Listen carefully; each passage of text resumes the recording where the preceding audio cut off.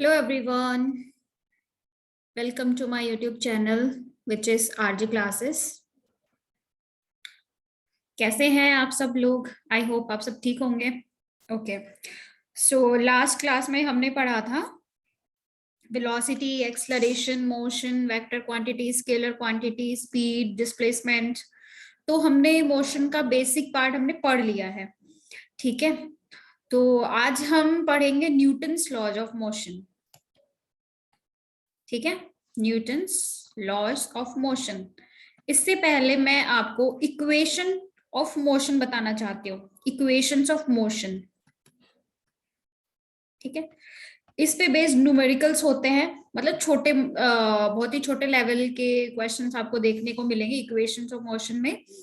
There are three equations of motion. Number one is v is equal to u plus at. You just have to remember them. S is equal to ut plus half at square. Third is v square minus u square is equal to 2as. और ये आपको serial wise ही याद करना पड़ेगा. मतलब ऐसा नहीं कि नंबर वन पे आप नंबर थ्री, नंबर टू पे नंबर वन, ऐसा नहीं. नंबर वन जो इक्वेशन है वो यही रहेगी, v is equal to u plus a t. Number two है वो यही रहेगी. नंबर थ्री है वो v square minus u square is equal to 2as ही रहेगी. तो आपको इनके बारे में पता होगा. जैसे मैंने बताया था, v is final velocity, u is initial velocity. ये सब हम पहले पढ़ चुके हैं, मैं इनके बारे में आपको बता चुकी हूँ. a is acceleration here and s is distance here. ठीक है, and t is time. Okay, ये इक्वेशन कहाँ से आई आपको पता होगा. मैंने बताया था acceleration is equal to final velocity minus initial velocity divide by time. तो आप यहाँ से ये इक्वेशन फाइंड आउट कर सकते हैं, v is equal to u plus a t. Then again हम सब्स्टिट्यूशन में ये वाली इक्वेशन पुट करके हमें ये इक्वेशन मिल सकती है. देन ये भी इजीली हमें फाइंड आउट कर सकते हैं. तो आपको वो डेरिवेशन में जाने की जरूरत नहीं है, आपको सिर्फ ये इक्वेशंस याद रखनी है. बाय चांस अगर कोई क्वेश्चन आ जाता है तो you just have to put the values in this equation and you can find the answer easily. Okay, so these were the equations of motion and the formula for the average velocity. Average velocity कैसे निकालते हैं, किसी भी चीज का average कैसे निकालते हैं, सम डिवाइडेड बाय नंबर. तो सम u plus v, final velocity plus initial velocity divide bye 2, this is the average velocity. ठीक है, आपको पता है ये u और v क्या है यहाँ पे. Okay, so now forward to the Newton's laws of motion.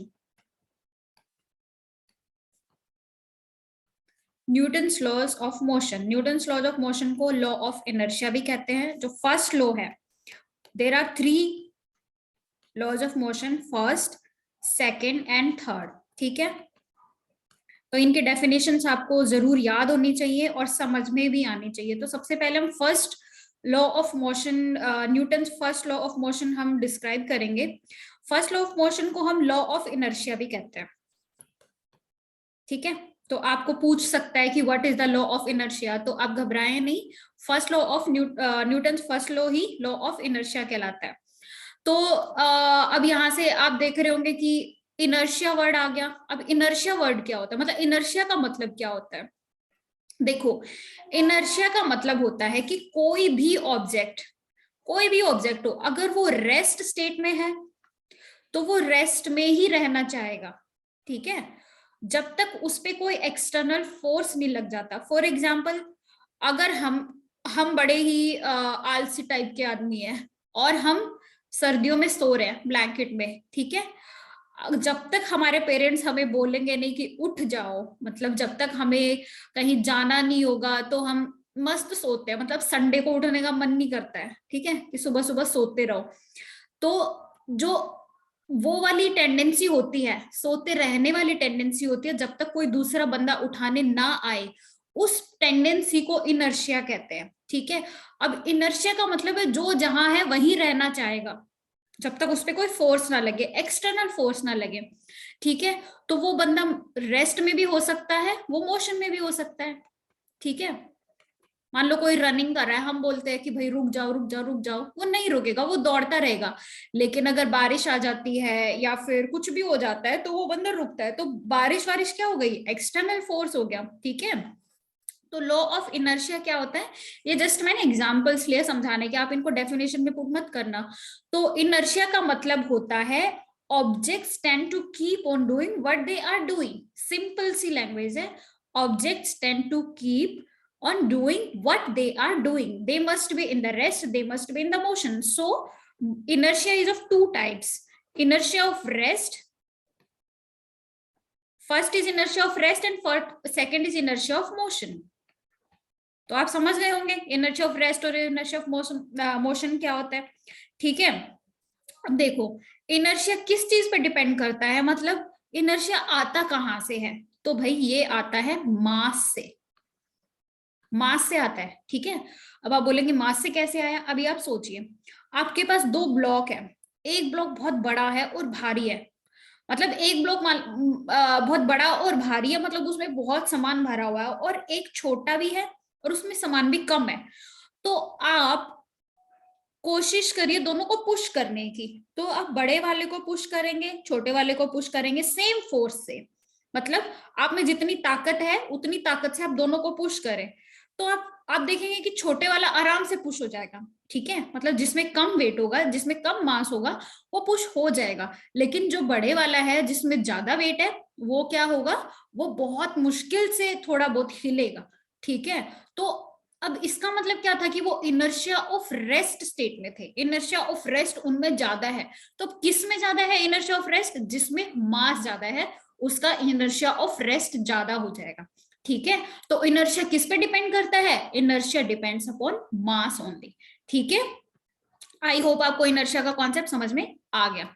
अब यहां से आप फर्स्ट लॉ ऑफ मोशन देखिए, यहां से आप समझना फर्स्ट लॉ ऑफ मोशन क्या होता है, ठीक है। क्यों इसको लॉ ऑफ इनर्शिया भी कहते हैं। तो अब इसकी डेफिनेशन सुनिए पहले फर्स्ट लॉ ऑफ मोशन की, an object at rest, an object at rest stays at rest and an object in moving stays in motion, ठीक है। stays in motion with the same speed, मतलब जो speed है इसकी वो uniform होनी चाहिए, with the same speed and same direction, वो डायरेक्शन चेंज नहीं करेगा, ठीक है। Direction unless external force applied, ठीक है। इसका मतलब समझ में आया। अभी जैसे मैंने ब्लॉक वाला एग्जांपल बताया ना, वो आप एक बार इसको इसकी डेफिनेशन पढ़ के उसके बारे में सोचिए। An object at rest stage at rest and an object in moving stage in motion with the same speed same direction unless external force applied। जब तक कोई एक्सटर्नल फोर्स नहीं लग जाता तब तक वो क्या उसी पोजीशन में रहेगा। फॉर एग्जांपल एक बंदा भाग रहा है, ठीक है, वो दौड़ रहा है, बहुत तेज दौड़ रहा है, तो हमें उसको सडनली बोले स्टॉप, तो वो जब मैंने स्टॉप बोला उससे, मान लीजिए वो यहां पर है, जब मैंने स्टॉप बोला तो वो यहाँ पे ना रुकने की बजाय वो यहां जाके रुकेगा, 2-3 कदम आगे जाके रुकेगा, क्योंकि यहां पर वो रुक नहीं सकता, वो सडनली कोई भी एक्शन नहीं ले सकता, ठीक है। मान लीजिए तो ये क्या था, उसका इनर्शिया था, इनर्शिया, ठीक है। अगर कोई बंदा स्ट्रेट लाइन, ये स्ट्रेट लाइन की बात कर रही हूं मैं, जो भी कर रही हूँ, अगर बंदा कोई स्ट्रेट लाइन में चल रहा है, मतलब इसी को ले लीजिए, अगर मैं इसको बोलूं टर्न, तो ये तुरंत नहीं टर्न कर सकता, उसी की उसी सेकंड ये टर्न नहीं कर सकता, ये 2 कदम आगे जाएगा फिर वापस मुड़ेगा, ठीक है। तो ये क्या था इसका inertia, that he could not stop himself, okay. तो ये प्रॉपर्टी को हम क्या कहते हैं, इनर्शिया कहते हैं, और यही फर्स्ट लॉ ऑफ मोशन भी होता है, ठीक है। समझ में आ गया आपको ये, okay. The tendency of an object to resist changes to itself state of motion is inertia, ठीक है। अब आपने देखा कि यहाँ से कि हमें इस चीज का पता कैसे चला। भाई हम कोई चीज को पुश करेंगे या पुल करेंगे तो हम देखेंगे कि वो हो रहा है या नहीं हो रहा है, हो रहा है तो क्यों हो रहा है, और नहीं हो रहा है तो क्यों नहीं हो रहा है। अब मान लीजिए नहीं हो रहा हमसे, हम बराबर फोर्स लगा रहे हैं दोनों बॉक्सेस पे, लेकिन एक हिल रहा है और एक नहीं हिल रहा है, तो इसका मतलब दोनों में कुछ तो डिफरेंस है, और वो डिफरेंस क्या है, मास का है। ठीक है, अब हम उसको हिला पा रहे हैं तो हम कैसे हिला पा रहे हैं कि भाई हम फोर्स लगा रहे हैं, हम अपनी तरफ से कोई एक्सटर्नल फोर्स लगा रहे हैं। तो यहां से अब हमारे पास क्या और एक नई चीज आई, फोर्स आता है। अब यहां से हम फोर्स निकल के आ गया, फर्स्ट लॉ से हमें फोर्स के बारे में पता चल गया। अब फोर्स क्या चीज है, अभी देखो जो आपने एक्शन लिया उसको सिंपली वर्ड्स में पुट करो। Force is that external force, external cause which acts on the body, which acts on a body, changes or tries to change the initial state of rest or motion with uniform velocity. ठीक है, speed और velocity. तो ये आपको force की definition समझ में आ गई। बेसिकली दिस इज पुश और पुल। ठीक है, हमने पढ़ा होगा पुश और pull is the type of force, it describes the force. ठीक है, अभी इसके एग्जांपल, फर्स्ट लॉ आपको समझ में आ गया, फोर्स आपको समझ में आ गया, इनर्शिया आपको समझ में आ गया। ठीक है, अब एग्जांपल्स देखते हैं फर्स्ट लॉ के। आप अपने चारों तरफ देखेंगे, हर एक छोटी से छोटी एक्टिविटी को आप in forces, in laws of motion से रिलेट कर सकते हैं। ठीक है, तो देखिए अगर एक कार चल रही है और हम उसमें बैठे हैं, अचानक से ब्रेक लगता है, ठीक है, तो हम, हमारा जो अपर बॉडी पार्ट होता है वो आगे की तरफ झुकता है। ठीक है, तो ये क्या था, ये हमारा इनर्शिया था, जो हमें जो हमारे अपर बॉडी पार्ट को है वो रेस्ट स्टेट में रहने से रोक रहा था। ठीक है, that is the example of inertia. ठीक है, when a running horse stop suddenly the rider bends forward, अगर कोई घोड़े पे के आदमी बैठा है, वो जब चलने से रुक जाता है तो वो आगे की तरफ झुकता है। ठीक है, ये भी फर्स्ट लॉ का एग्जाम्पल है। ठीक है, तो आपको ये समझ में आ गया, बहुत सारे एग्जाम्पल्स आप देख लेना। ठीक है, अभी हम पढ़ते हैं फर्स्ट लॉ के बाद आते हैं मोमेंटम। अब भाई यहाँ पर हम फोर्स लगा के किसी भी चीज को मोशन में लेके आ रहे हैं, तो उसके बाद मोमेंटम टर्म आते हैं। मोमेंटम क्या होता है, मोमेंटम की डेफिनेशन देखिए, बड़ी ही इजी है। Quantity of motion contained in a body, quantity of motion contained in a body। ठीक है, मतलब it is denoted by P always, this is a vector quantity, and mass of the body, जितना भी मास है body में, जितना भी एक बॉडी मास कंटेन कर सकती है, वो पूरा मास वेलोसिटी में है, मोशन में है, इट मींस। ठीक है, तो momentum is equal to mass into velocity. Velocity is a vector quantity, so that momentum is also a vector quantity। ठीक है, तो इसकी यूनिट क्या होगी, मैंने आपको यूनिट सिस्टम पढ़ाया था, तो मास की यूनिट क्या होती है, केजी। वेलोसिटी की क्या होती है, वेलोसिटी हम क्या कहते हैं, s by t, distance upon time, metre per second, तो केजी मीटर पर सेकेंड। अगर इसका डायमेंशनल फॉर्मूला हम फाइंड आउट करना चाहे तो क्या होगा, MLT होता है ना। तो मास की यूनिट यहाँ पर कितनी है, 1। लेंथ है, लेंथ की यूनिट कितनी है, 1। टी की यूनिट कितनी है, -1, क्योंकि ये डिनोमिनेटर में है, तो MLT -1। ठीक है, ये मोमेंटम की डायमेंशनल फॉर्मूला हो गया, समझ में आ गया आपको। अभी हम यहां से पढ़ते हैं Newton's second law of motion. अब Newton second law of motion को आप देखिए, एक लाइन से समझ जाएंगे। If force applied on a body of mass m, then acceleration produced in it। ठीक है, मतलब आपके पास फोर्स है, एक ब्लॉक है, उस पे आपने फोर्स लगाया, इसमें मास है, इस पे आपने फोर्स लगाया, किसी भी चीज पे फोर्स लगाएंगे तो वो आगे मूव करती है, ठीक है, जिस भी डायरेक्शन में आप फोर्स लगा रहे हो उसमें वो मूव करती है। तो इसने क्या किया, एक्सलरेशन प्रोड्यूस किया, ठीक है, ये चली, इसने डिस्टेंस कवर करी और एक्सलरेशन किया, ठीक है। तो इसका मतलब क्या हुआ, जितना मैं फोर्स लगा रही हूं वो इक्वल है mass of the body into acceleration. तो यहां से हमें क्या पता चल गया, force is equal to mass into acceleration. और ये भी क्या है, एक वेक्टर क्वांटिटी है, because acceleration is also a vector quantity, और इसकी यूनिट क्या हो जाएगी, केजी। अब एक्सलरेशन क्या था मेरा, v/t, ठीक है। तो v का क्या हो जाएगा, v की हमारे पास यूनिट क्या थी, मीटर पर सेकंड, और टाइम की क्या हो जाएगी, सेकंड, तो ये मीटर पर सेकंड स्क्वायर आ गया।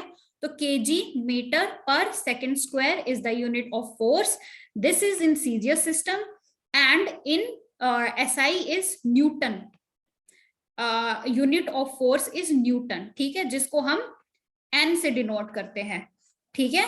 और अगर मैं इसका डायमेंशनल फॉर्मूला लिखना चाहूं तो वो क्या होगा, मास लेंथ टाइम लिख लीजिए। मास की कितनी यूनिट है, केजी 1, लेंथ कितना है 1, टी कितना है -2, तो mlt -2, this is the dimensional formula of force, ठीक है। आपको समझ में आ गया। अभी आपने एनालाइज किया होगा कि Newton's first law is contained in the second law, कि जो सेकेंड लॉ था इसी में न्यूटन फर्स्ट लॉ आ गया, ठीक है। Newton's first law is contained in second law, क्योंकि क्या कह रहा है फर्स्ट लॉ, फर्स्ट लॉ यही तो कह रहा है कि भाई जब तक आप किसी भी बॉडी पे एक्सटर्नल फोर्स नहीं लगाओगे तो वो अपने अंदर कोई भी चेंज नहीं लेके आएगी, चाहे वो रेस्ट स्टेट में हो चाहे वो मोशन में हो, ठीक है। और सेकेंड लॉ क्या कह रहा है कि जब तक आप किसी बॉडी पे फोर्स नहीं लगाओगे वो कोई एक्सलरेशन नहीं करेगी, ठीक है, जिसके पास भी मास है m। तो force is equal to m into A, ठीक है। और इसके अदर डेफिनेशन क्या होती है, force is directly proportional to rate of change of momentum, ठीक है, ये भी इसकी एक डेफिनेशन होती है, force is directly proportional to rate of change of momentum. अभी देखिए, अगर मैं डेफिनेशन देखूं, force is directly proportional to rate of change of, अब किसी चीज का हमें रेट ऑफ चेंज बताना होता है तो dp/dt, मतलब कि डिफरेंशिएशन है, ये आपके लिए थोड़ा सा ज्यादा हो जाएगा बट फिर भी आप देख लीजिए, ये टाइम के रिस्पेक्ट में मोमेंटम चेंज हो रहा है उसका हम रेट ले रहे हैं, मतलब टाइम के रिस्पेक्ट में कोई चीज अगर चेंज होती है तो उसको हम रेट ही कहते हैं, ठीक है। तो dp/dt p2 minus p1/dt, force क्या होता है, मोमेंटम क्या होता है, mv, ठीक है। तो अगर मैं p2 को लिखूं mv2 माइनस p1 को लिखूं mv1 डिवाइड बाई dt, ठीक है। अभी देखिए m क्या है मेरा, कांस्टेंट, m तो चेंज होगा नहीं, v2 minus v1 divide by t, और ये क्या होता है a, एक्सलरेशन, तो m इंटू a। तो ये यहां से डेफिनेशन आती है F is equal to mass into acceleration, ठीक है, ये आपको समझ में आ गया, ओके। अभी देखिए अब Newton's third law of motion,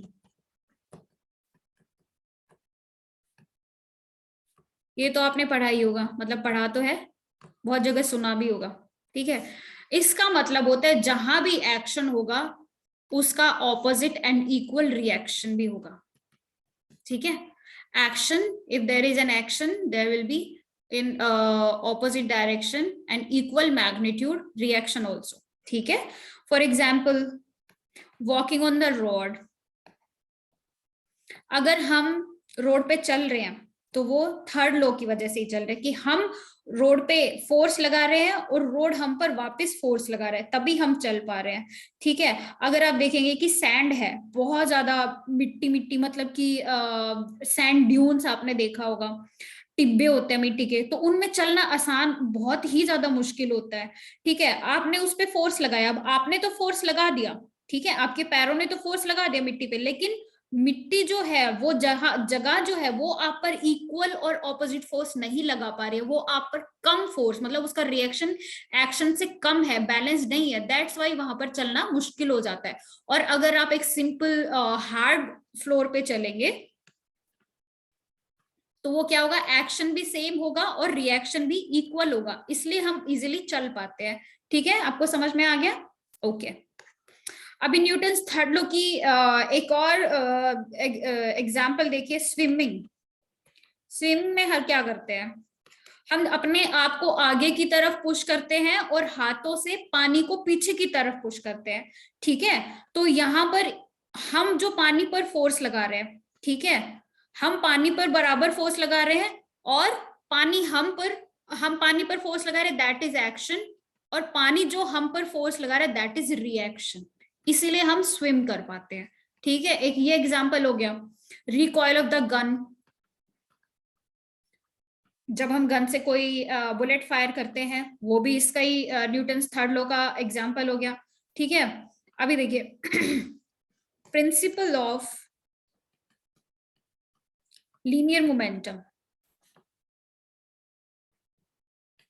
ये कहता है कि भाई अगर कोई एक्शन हो चुका है, ठीक है, एक्शन होने से पहले और एक्शन होने के बाद, एक्शन होने से पहले मान लीजिए मोमेंटम पी आई है, इनिशियल मोमेंटम है, एक्शन होने के बाद मोमेंटम पी एफ है, फाइनल है, तो ये पी आई और पी एफ ये दोनों इक्वल ही रहेंगे।